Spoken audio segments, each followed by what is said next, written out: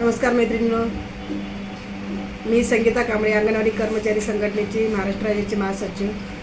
आपल्याला 2 मोर्चे जे झाले या डिसेंबरमध्ये, एक 8 डिसेंबरला झाला आणि एक 13 डिसेंबरला अधिवेशनावर झाला. त्या मोर्चेमध्ये काय चर्चा झाली त्याबद्दल आपल्याला खरी माहिती मिळावी यासाठी हा व्हिडिओ बनवून एक छोटासा प्रयत्न करते तुम्हाला सांगण्याचा.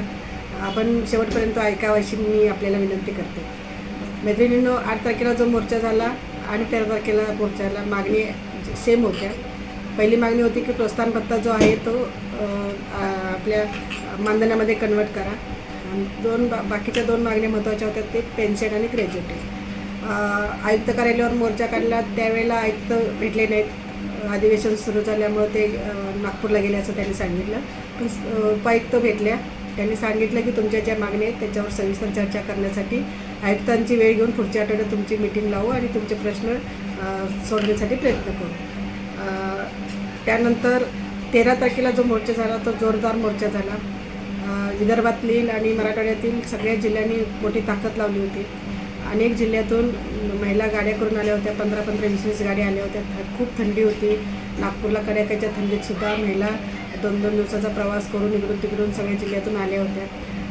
शुक्रवार तलाव ते विधान भवन असा रॅली काढली आणि मग रॅलीचं रूपांतर मोर्चामध्ये झालं. या मोर्चामध्ये शिष्टमंडळाला पाचारण केलं. सुरुवातीला सांगितलं की तुम्हाला सचिव भेटतील आणि तुमचे प्रश्न मार्गी लागतील. आम्ही सांगितलं की आम्हाला सचिवाशी भेट नाही, कारण आम्हाला निर्णय घ्यायचा ज्यांना अधिकार आहे, ज्या मंत्री आहेत त्यांचीच आम्हाला भेट पाहिजे. कारण प्रोत्साहन भत्ता हा 70% महिलांना मिळालेला नाही असे पूर्ण महाराष्ट्रातून महिलांची तक्रार आहे सेविका मदतीची. त्यामुळे आम्हाला मंत्र्याशी चर्चा करणं गरजेचं आहे आणि आम्हाला मंत्र्यांची भेट देण्याची आम्ही विनंती केली, पण त्यांनी ऐकलं नाही. त्यामुळे मोर्चा अग्रेसिव्ह झाला आणि मग जोरदार निदर्शनं सुरू केली. घोषणाबाजी जोरदार सुरू केल्यावर पोलिसांची धावपळ घेत आदितीताईंची भेट गरजेचं आहे आणि आम्हाला मंत्र्यांची भेट देण्याची आम्ही विनंती केली, पण त्यांनी ऐकलं नाही. त्यामुळे मोर्चा अग्रेसिव्ह झाला आणि मग जोरदार निदर्शनं सुरू केली. घोषणाबाजी जोरदार सुरू केल्यावर पोलिसांची धावपळ झाली आणि पोलिसांनी ताबडतोब आदितीताईशी बोलून आदितीताईंची भेट घडवून आणली. आदितीताईंची भेट जेव्हा झाली तेव्हा सेविका मदतीच्या वतीनं तीन सेविका शिष्टमंडळामध्ये गेल्या आणि त्यांनी चर्चा केली. त्याबरोबर इतर अधिकारी तिथे होते मीटिंगमध्ये. त्यांनी असं सांगितलं की प्रोत्साहन भत्ता कन्वर्ट होणार नाही, कारण गेल्या वर्षामध्ये 4,500 मानधन दिलेलं आहे आणि एवढं मानधन पहिल्यांदाच असं ह्या सरकारनं दिलेलं आहे. एकदा 1,500 मानधन वाढ झालेली, एकदा बाकीची 3,000 मानधन वाढ झालेली आहे. आणि त्यामुळं प्रोत्साहन भत्ता दिला जाईल, पण प्रत्येकाला प्रोत्साहन भत्ता कसा मिळेल यासाठी आम्ही प्रयत्न करू. ज्याला आलेलं नाही काम करूनही त्यांनी लिस्ट CDPOला द्यावी आणि CDPOनी आमच्याकडे ती पाठवली की आम्ही त्यांना सगळ्यांना प्रोत्साहन भत्ता देणार. आम्ही त्यांना आठवण करून दिली की 8 ऑक्टोबर 2025 रोजी कृती समितीसोबत आयुक्तांची ज्यावेळी मीटिंग झाली होती त्या मीटिंगमध्ये त्यांनी सांगितलं होतं की सरासरी सेविकेला 1400 आणि मदतीला 700 रुपये प्रोत्साहन भत्ता देऊ. पण अजून आता डिसेंबर आला तरीसुद्धा बऱ्याच सेविका मदतीला मिळालेल्या नाही.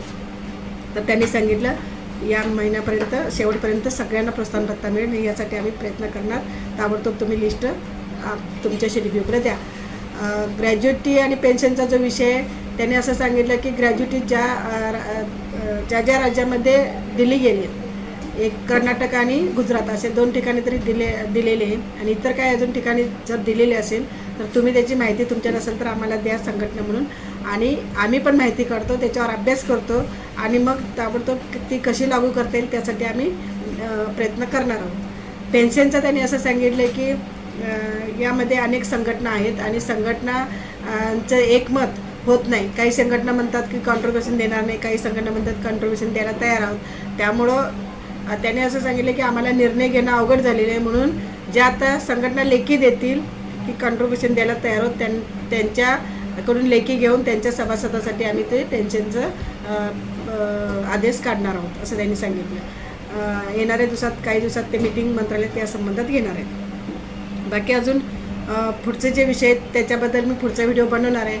तुम्ही पुढचा व्हिडिओसुद्धा असंच पहा, त्याच्यामध्ये पुढची अजून इंटरेस्टिंग माहिती मी तुम्हाला सांगणार आहे.